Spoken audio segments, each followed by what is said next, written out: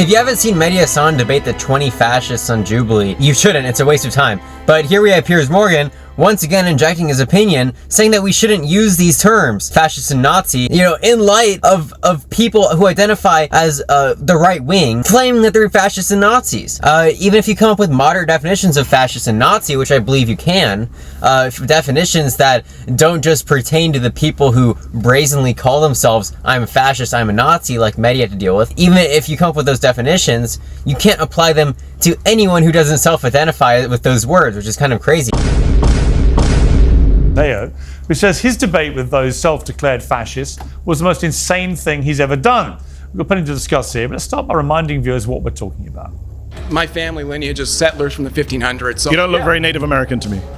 I am Native American. Whites are Native Americans. What are you talking about? You're not. What are you talking about? You're a little bit more than a far-right Republican. Hey, what can I say? I think you could say I'm a fascist. Yeah, I am. Listen to me. I am an immigrant. I'm speaking from personal experience. Get the hell out. I don't even like... A good chunk of those people were Catholic nationalists.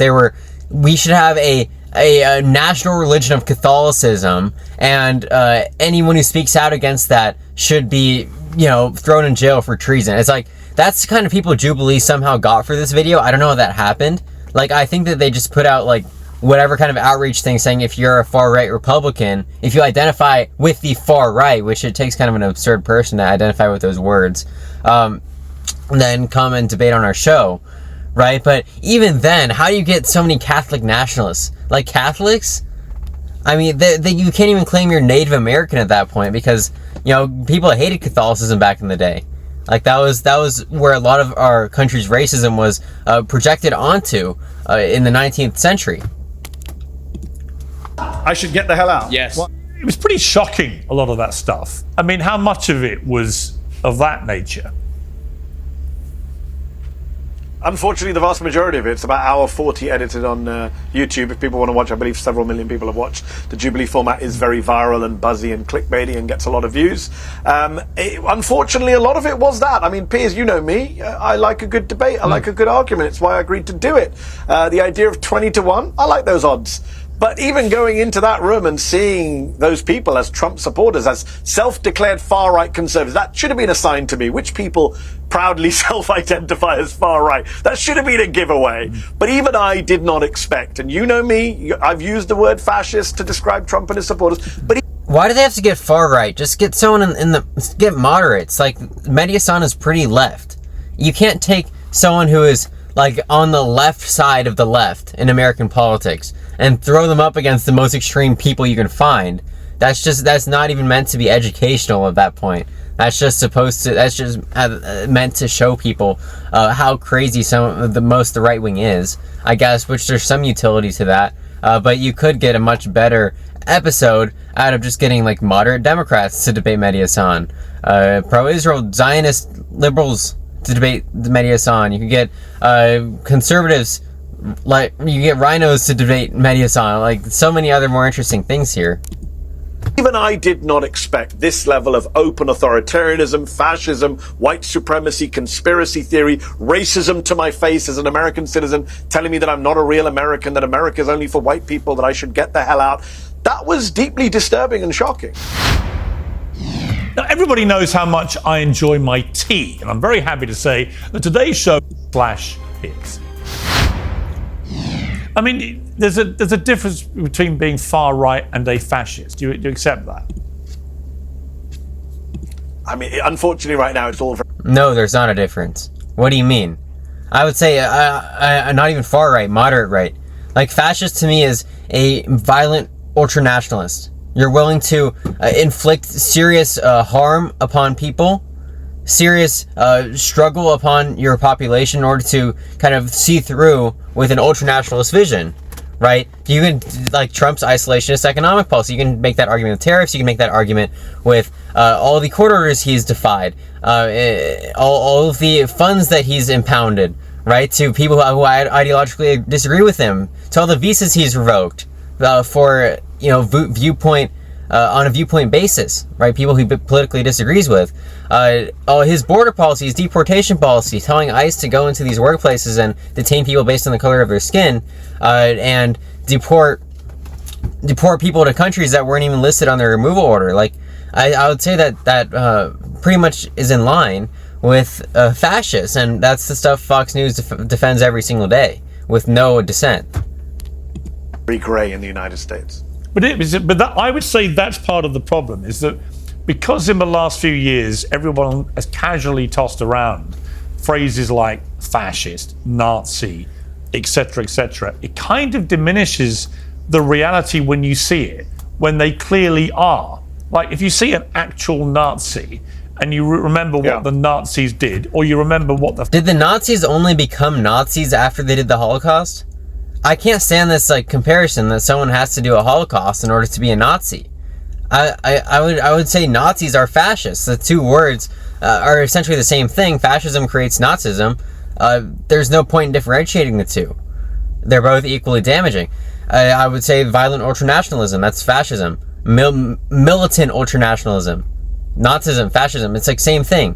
So I think you can absolutely use both words whenever they're fit into the situation. And it doesn't help that Trump is praising Hitler's generals, saying that he wants his generals to be more like Hitler. It's like it's really not an argument. Fascists did, actual fascists doing actual fascist stuff on a mass scale. The reason I've always quibbled with you using that word for Trump, for example, is that I just think it trivializes what actual fascism really is. When I saw these kids, though, what I'm seeing is a complete breakdown in any historical knowledge to brazenly admit I am a fascist. Never mind the open racism you had to put up with, which was obviously... They seemed quite knowledgeable. Actually, some of the most knowledgeable far-right people I've ever heard. Like, they knew some historical terms, and more than I expected them to. But I think in their analysis of history, right, you can say it's incomplete. But they just don't have a problem with previous fascist movements. That was how I took away from it. It's not that they're stupid. If they were stupid, they wouldn't sign up for this. Right? They obviously put time into their opinions. That's why they're willing to debate it in front of 7 million people. Contemptible. But to just casually admit in a sort of cheery way, I'm a fascist, it just said to me they don't understand what that means. Maybe, or that they do understand what it means and they like it, and this is the slight problem. There was that guy who wouldn't even condemn the Holocaust. Like, what do you mean? It's not that they don't know that happened. The polling shows, Piers, that the Republican base has become more authoritarian over the last 5-10 years, has become more open to strongman rule, do call Donald Trump daddy because they like the idea of a strong leader, have told pollsters time and again that they're happy for Trump to ignore court rulings and ignore Congress and take more power for himself, which he's done, by the way. He has defied court orders, has defied the Supreme Court. And look, we can argue back and forth about the word fascist, just like on Gaza, you and I have argued about the word genocide. What we can't argue about, and surely what you cannot deny, is that America right now is going through an authoritarian moment. Most political scientists and scholars of democracy are saying American democracy is in decline, is going backwards, is regressing. We are seeing a much more authoritarian approach to government. The Republican Party is enabling Donald Trump's worst excesses. Again, call them whatever you want: authoritarian, illiberal, fascist.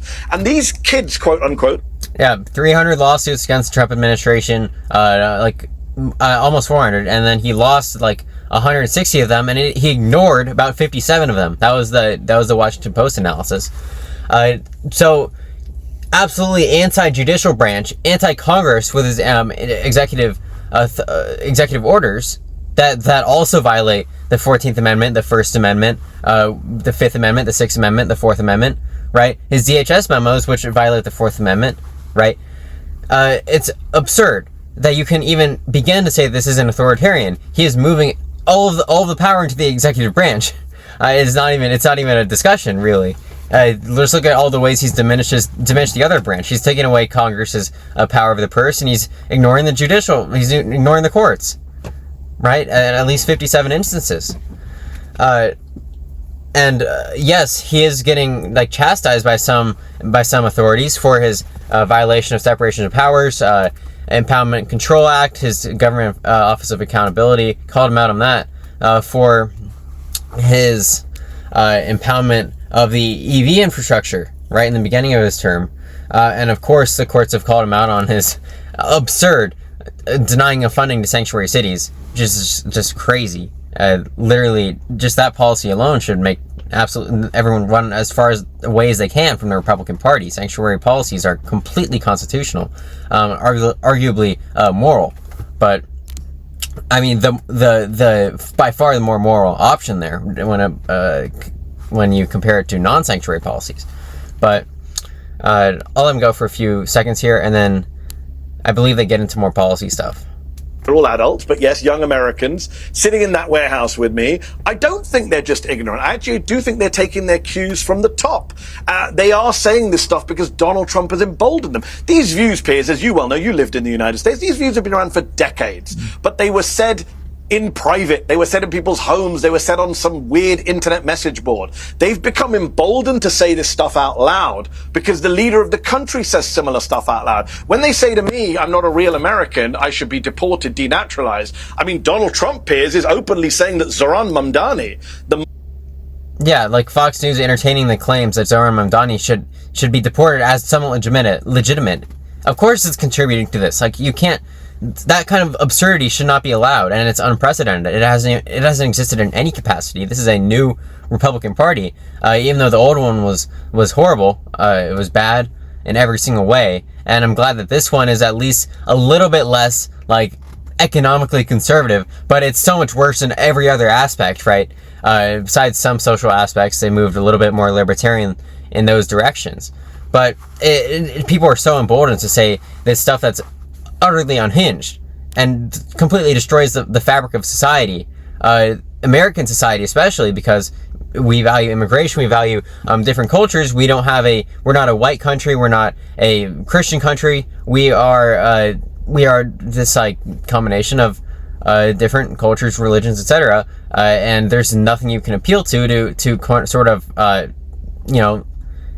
object to that analysis of what America is supposed to be in our Constitution, in the laws our Congress has passed, and in how presidents have acted in the past, and how the courts have ruled in the past. Right? We're not supposed to be a fascist country. That's what all of our laws say. But I'll end it here. This is where they stop. This is all I want to say about the Jubilee stuff. It's just funny.